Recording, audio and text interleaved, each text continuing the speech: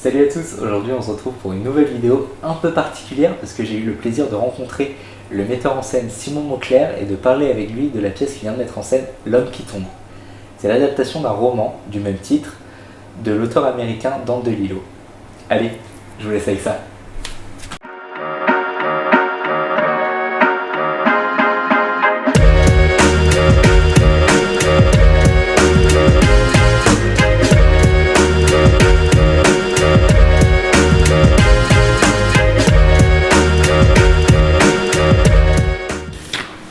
Alors bonjour Simon. Bonjour. Donc, merci de m'accorder ce petit temps. Et pour commencer cet entretien, je voudrais te donner un défi. Ce serait de résumer la pièce L'Homme qui tombe. Wow. En combien de mots? Comme tu veux. Je dirais que c'est un sentiment de perte. Un sentiment de perte, voilà. D'accord. Et la première question, en fait, quand j'ai vu qu'il y allait avoir une adaptation du livre L'Homme qui tombe, alors je veux pas te mettre la pression, mais c'est quand même l'un de mes livres préférés. Ah oui. Je me suis posé la question déjà, comment toi t'avais rencontré ce livre ou l'auteur, comment ça s'était passé? En fait, c'était avant tout un exercice de traduction à l'université. Donc je l'ai découvert déjà dans sa langue génétique, en anglais, et j'avais une sorte d'exercice de traduction des premières pages, des 2 premières pages là, du premier chapitre. Et c'est comme ça que j'ai rencontré cette littérature qui me dépassait, déjà en anglais. Je l'ai redécouverte ensuite dans la traduction de Marianne Véron en français. Et c'est une œuvre qui m'a amené tout de suite à lire le reste de l'œuvre de Dante DeLillo, notamment ses ouvrages passés, puis ensuite en suivant les sorties de ses ouvrages suivants. Et c'est vrai que cette œuvre-là particulièrement est restée ancrée en moi parce que c'était à un moment évidemment lié à une sorte de patrimoine collectif de ce début d'un millénaire, début d'un siècle même, des choses très enfantines et puis la découverte d'une nouvelle littérature qui pouvait à ce point-là intégrer de la poésie. Oui, parce que Dante DeLillo, déjà, il a écrit énormément de livres qui se passent quasiment tous en Amérique. Oui. Donc ça nous paraît déjà, c'est une autre culture pour nous, c'est une sorte de schizophrénie américaine, on pourrait dire, je pense. Et moi, c'est ça qui m'a assez étonné parce que ça pourrait être même vu comme un défi, parce que quand on lit Dante DeLillo, on rentre dans une culture vraiment, une culture Dante DeLillo même. Je sais pas ce que tu en penses. Oui, bien sûr. Dante DeLillo, on sent que c'est des gens qui pensent à voix haute. Même, on se pose même la question de comment ces gens-là peuvent formuler ces pensées-là. En tout cas, au plateau, c'est un exercice très compliqué. Il y a beaucoup de choses apparentées à des monologues intérieurs. Et c'est vrai qu'on entre dans cette culture-là qui est, alors à certains aspects, pour être une culture de l'intelligentsia américaine. Mais en fait, si on regarde plus profondément, c'est aussi la culture artistique, je trouve, américaine. Et ça, Dante DeLillo est assez puissant là-dedans, à arriver à faire preuve d'obliquité comme ça entre l'histoire, la religion, les arts, la place des artistes et de fait la place des humains dans ce monde un peu qui leur échappe. Parce que tu parlais de la complexité du coup de passer au plateau et c'est un peu ma prochaine question. Comment tu as fait du coup pour adapter ce livre qui n'est pas du tout une pièce de théâtre et puis même pour l'avoir lu, je t'avoue, plusieurs fois. C'est une des questions que je me suis posée, la méthode que tu aurais pu emprunter pour justement faire cette bascule justement sur la scène. Parce que ce livre, c'est quand même énormément de paroles à soi. On a l'impression que tous ces gens parlent à eux-mêmes en fait. Ouais. Et justement, c'est quelque chose que j'ai beaucoup apprécié dans la pièce. C'est que le dialogue, au final, se fait très naturellement. Donc, je ne sais pas comment tu t'y es pris. En fait, c'est vrai que même si moi, l'aventure collective, c'est ce qui prime pour moi dans la création d'une œuvre, ça part quand même d'une expérience individuelle et c'est mon expérience de lecteur. Et donc, il a fallu que je sois très progressif dans mon travail, même si ça se fait en pas beaucoup de temps, parce qu'on n'a pas les moyens de répéter trop longtemps, de créer de la dimension au fur et à mesure, en ce sens-là, c'est-à-dire que de mon expérience de lecteur, ensuite je la partage avec mon équipe d'interprètes, et on passe un long temps à la table quand même, puis un long temps à la table en musique, puis un temps où on monte ensemble ce décor-là qui s'installe, puis un temps où la musique et les voix commencent à hanter le décor faute de l'habiter directement.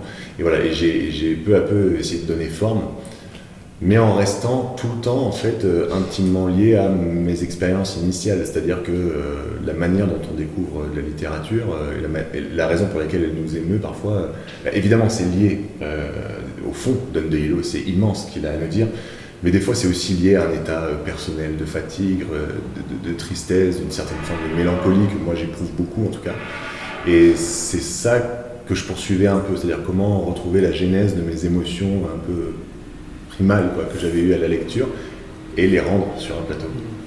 Oui, parce que du coup tu parles du décor, de la musique, de la vidéo aussi. Oui. Et c'est quelque chose qui m'a assez étonné, c'est que tu as vraiment donné une esthétique au texte Ouais. qui, alors je t'avoue, le décor j'ai eu un petit peu de mal, mais la musique j'ai adoré. Et la vidéo j'ai trouvé, enfin il y avait une vraie patte, c'était vraiment il y avait une signature dans l'image. Et comment toi tu as décidé, quand tu t'es dit on va articuler ça pour le décor de telle manière, pour la musique d'une autre matière. La musique elle m'a vraiment, je t'avoue, j'ai adoré, on dirait une vraie BO de film. Et l'image aussi.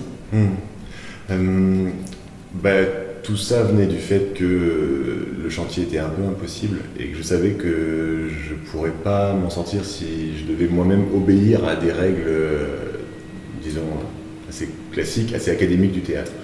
Donc la question des hors-champs est très vite arrivée, et la question des hors-champs, pour les milliers d'autres espaces qu'il y a dans l'œuvre, a naturellement emmené la question de l'œil du public, comment l'œil peut y accéder. Donc, comme je savais que de Lillo parle énormément de la question de l'image dans ses romans, et qui parle notamment dans L'homme qui tombe d'une sorte de film qui aurait lieu en parallèle, que le roman sécréterait un film en parallèle, il parle dans la version filmée, il le dit textuellement, donc nous on poursuivait ça un peu aveuglément.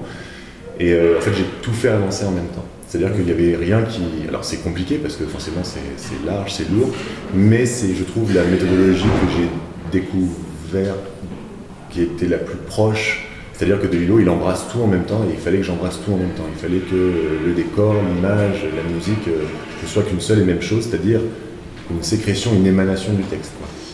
Et donc, en musique, on a travaillé déjà depuis le travail à la table, ça c'était sûr. Ça naît tout seul, quoi. Alors c'est compliqué ce que je demande souvent aux musiciens, parce qu'il y a une sorte d'immédiateté. Je ne travaille pas sur un truc composé longtemps à l'avance, et le sentiment à entendre ce texte-là ou à le lire. Alors du coup les gens sont là, mais ça va être nul. Non mais vas-y, lâche. Et en fait, finalement, je suivais exactement la même chose à l'image, c'est-à-dire que je savais, il se trouve que le cadreur est un ami et aussi photographe, et donc je savais avec lui qu'il comprendrait que je n'étais pas très friand de quelque chose de très dynamique à l'image, mais plutôt d'un rapport quasi photographique, c'est-à-dire de lent travelling, de choses très lentes qui me permettraient plus d'aller en profondeur des personnages plutôt que de les filmer en fait, d'aller faire plutôt de la macro-image plutôt que d'aller filmer une scène. Et voilà, il s'est déplacé sur le plateau, il a tenté de trouver ses marques au même titre que les interprètes, et vraiment en même temps, ils ont découvert les choses en même temps, et je l'ai, guidé dans l'oreille, simplement. Parce que moi, c'est une question qui m'était posée dès que j'avais vu sur le programme qui allait avoir de la vidéo sur scène. Ouais. C'est quelque chose qu'on voit de plus en plus au théâtre. Il y a 30 pièces, je crois que j'en ai vu 4 déjà, où il y avait de la vidéo comme ça.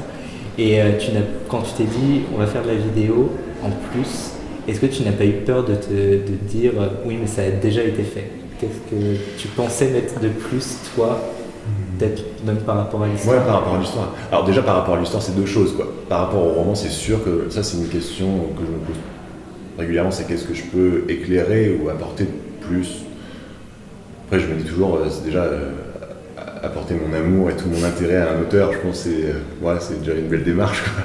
Donc tenter ça avec les risques que ça comporte, voilà. Et Don de Hilo, je savais que j'avais envie de ça, je me mettais ce défi-là de pouvoir rendre cette chose-là, de faire un spectacle qui serait parallèlement capable de produire un film en direct et qu'on emmènerait ça sur plein de strates différentes. Ça j'avais envie vraiment de rendre hommage à la littérature de Don de Hilo là-dedans. Ensuite sur l'utilisation de la vidéo, comme ça s'est fait progressivement, c'est vraiment que sur les derniers instants où on dit ah oui ça a été fait ci, ça a été fait ça. En fait j'ai déjà, d'un point de vue d'ego, aucun problème à faire des choses qui auraient peut-être été faites avant. Donc ça c'est pas du tout un problème. Et au contraire, je trouve qu'il y a aussi des choses qui ouvrent des voies.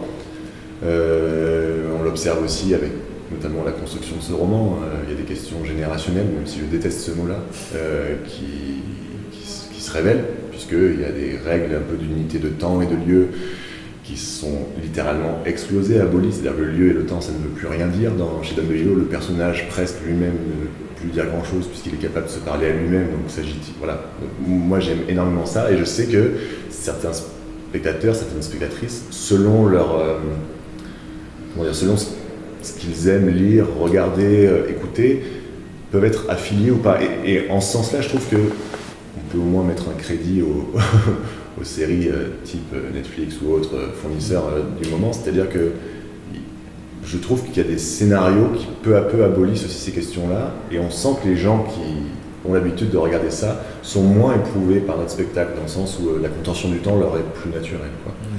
Donc voilà, ça a peut-être été déjà fait, mais L'homme qui tombe, de la manière dont on l'a embrassé nous, ça n'a pas été fait, donc bon, voilà, tant mieux. Ouais, c'est vrai que c'était un chantier impossible, comme tu le disais déjà.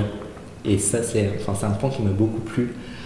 Des chantiers impossibles, ça manque, je trouve, justement, et surtout d'auteurs contemporains.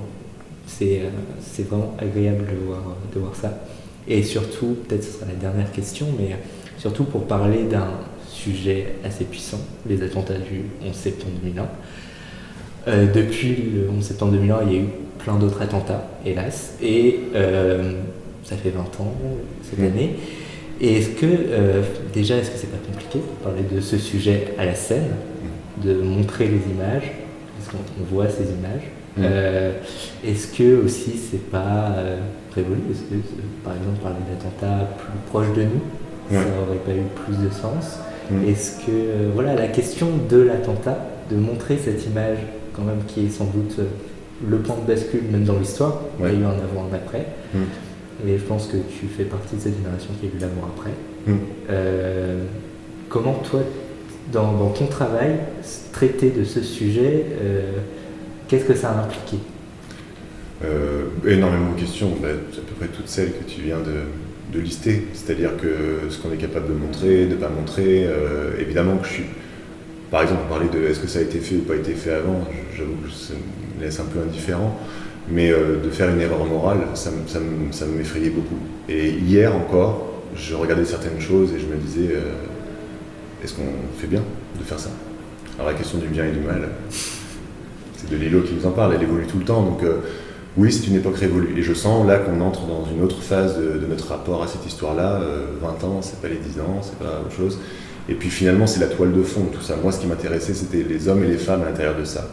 Comment offrir une vision apaisée du terrorisme, comment entrer dans les zones molles, les zones grises de l'histoire, comment aller voir ces gens-là qui, eux par exemple, c'est des gens qu'on a déjà oubliés, quoi. C'est comment la reconstruction est possible, comment la construction d'un acte aussi terrible peut être aussi à certains aspects nulle et molle, même si elle obéit à des fondamentaux antiques, etc. Quelle part de nullité aussi il y a dans l'histoire, quelle part de mollesse, quelle part de... Voilà, c'est quelque chose qui a amené beaucoup de mélancolie. Et je trouve que c'était un endroit de jeu que j'avais vraiment envie de continuer à explorer par rapport aux précédentes créations. Et la question du rapport aux images, en fait, et pourquoi les montrer aujourd'hui? Évidemment, il s'est passé beaucoup d'autres choses. Outre le fait que déjà aux États-Unis et en Europe, on n'a pas du tout le même rapport à être capable de faire œuvre artistique en ce sens d'un événement historique tragique, qui n'a rien à voir. Aux États-Unis, par exemple, le titre même de l'œuvre de Don DeLillo, c'est inspiré de la photographie de Richard Drew, Falling Man. Donc, et c'est une photographie qui est très rapidement apparue dans la presse le lendemain, à laquelle tout le monde s'est identifié, et c'est presque la première, même c'est, je pense, la première forme d'apparition d'art médiatisé dans la vie des victimes. C'est ce que dit Liane dans l'œuvre, quand elle regarde justement cette photo-là sur son ordinateur, elle dit c'est un ange en chute libre et sa beauté est terrifiante. Et ça, ce sentiment trouble, je savais que je prends des risques, je tends beaucoup de bâtons pour me faire battre dans le spectacle, mais je ne pouvais pas l'éviter, c'était pas possible, sinon on fait rien, quoi. Donc voilà, je suis prêt à prendre des coups, mais après, maintenant, mais c'est un vrai soulagement d'y aller, quoi, de le faire. Non, c'était vraiment très courageux, et comme je te l'ai dit, ce livre j'aime beaucoup, et au final il y avait peut-être des choses que j'ai pas peut-être saisies dans la pièce ou que j'ai pas aimé esthétiquement, Mais de voir en fait la transition sur scène, déjà rien que ça, j'ai trouvé ça, désolé du mot, mais culotté. Et je trouvais super courageux que tu assumes certaines choses, en fait, déjà montrer les images, qui sont ultra violentes, qu'on a tous vues, et qu'il y ait ce décalage avec les autres images qui sont produites sur scène, qui sont pas du tout pareilles, qui sont beaucoup plus douces, plus stylisées. Et c'est vraiment, je trouve, ce qui fait en fait que c'est réussi. Merci, et je crois que j'ai du mal à résumer ce qu'on fait. Souvent quand je dois parler aux acteurs, là comme ça va être le cas, et ce que tu viens de dire c'est on a des images d'archives, et c'est pas une manière de les montrer juste isolément, c'est effectivement on génère d'autres images, le spectacle est capable de générer d'autres images, et ces images-là on essaye tout le temps de leur laisser une empreinte poétique, de douceur, de sérénité, de vision apaisée aussi un petit peu du terrorisme, pour laisser d'autres choses émerger, d'autres sensibilités. Et je pense que c'est aussi un combat en fait qu'on mène, parce que De Lillo, il le dit dans d'autres de ses romans, il y a une compétition qui s'est installée entre les auteurs et les terroristes. Tous les deux produisent de la fiction. Les premiers, ils produisent une fiction depuis la nuit des temps pour changer notre cœur, notre vision du monde, les auteurs. Et puis les terroristes cherchent, puisqu'on ne les appelle pas les meurtriers, à produire une autre fiction, celle de la peur, qui change notre vision du monde et par certains aspects sont pour l'instant très vainqueurs de cette bataille. Et je me disais, on peut opposer à ces images horribles une forme poétique peut-être, sans avoir la prétention de gagner le combat, mais au moins le tenter. Eh bien, merci beaucoup. Merci à vous. Après Limoges, vous allez où? Alors là, c'est la 5e date, 6e ce soir, et puis ensuite on reste encore un peu en région de l'Aquitaine, Rochefort, Saint-Junien, et ensuite on part en région parisienne. On aura 4 dates là-bas, à Châtillon, Herblay et à Chelles, puisque le spectacle, on a eu la chance d'être sélectionné au festival Impatience, le festival de l'émergence théâtrale contemporaine. Donc voilà, on va aller tendre le bâton pour se faire battre dans les zones où on aime bien taper. D'accord. Merci beaucoup. Merci beaucoup.